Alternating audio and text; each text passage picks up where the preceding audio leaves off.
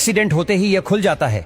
जब गाड़ी एक्सीडेंट की वजह से एकदम रुकती है तो हमारा सर स्पीड में जाकर गाड़ी की स्टीयरिंग से टकराता है और हो सकता है कि हमारा सर फट जाए, गर्दन टूट जाए। तो हेड को रेस्ट देने के लिए एयरबैग को डिजाइन किया गया।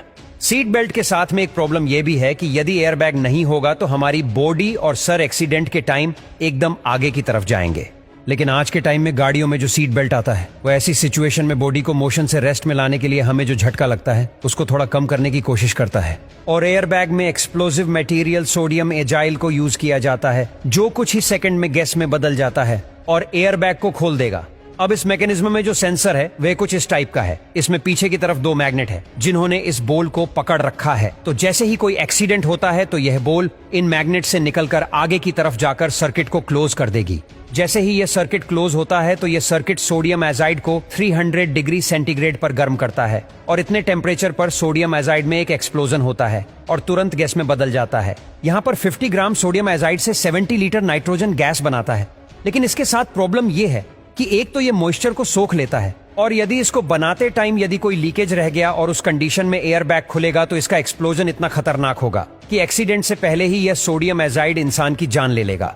और आज के टाइम में एयरबैग के लिए जो सेंसर यूज में लिया जाता है उसका नाम MIMS सेंसर है जो एक इलेक्ट्रॉनिक कंट्रोल यूनिट से जुड़ा हुआ है। जब कोई गाड़ी का एक्सीडेंट होता है तो ये सेंसर इस तरीके से सर्किट को क्लोज कर देता है और ये सिग्नल जाता है कंट्रोल यूनिट के पास में।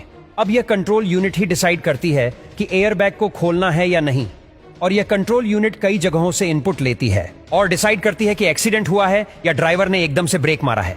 फर्स्ट सिग्नल इस कंट्रोल यूनिट के पास में एक्सीलेरोमीटर सेंसर से मिलता है कि गाड़ी की स्पीड कितनी जल्दी कम हुई है, ये ब्रेक लगाने से कम हुई है या एकदम से गाड़ी किसी चीज से स्ट्राइक होने से कम हुई है। और सेकंड सिग्नल इस कंट्रोल यूनिट को स्पीड सेंसर से मिलता है कि गाड़ी की एक्चुअल में स्पीड क्या है। थर्ड सिग्नल कंट्रोल यूनिट को ब्रेक प्रेशर सेंसर से मिलता है कि ब्रेक कितना प्रेशर से लगाया गया है या फिर गाड़ी की स्पीड किसी चीज के टकराने से कम हुई है या ब्रेक लगाने से।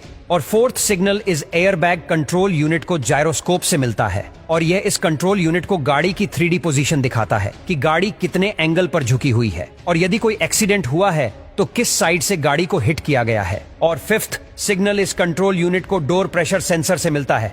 गाड़ी में जितने डोर है उतने ही गाड़ी में सेंसर होंगे और इनसे इस कंट्रोल यूनिट को पता लगेगा कि डोर पर कितना प्रेशर पड़ा है। यदि ड्राइवर ने ब्रेक मारा है तो डोर पर कोई प्रेशर नहीं होगा और यदि एक्सीडेंट हुआ है तो डोर पर प्रेशर आएगा।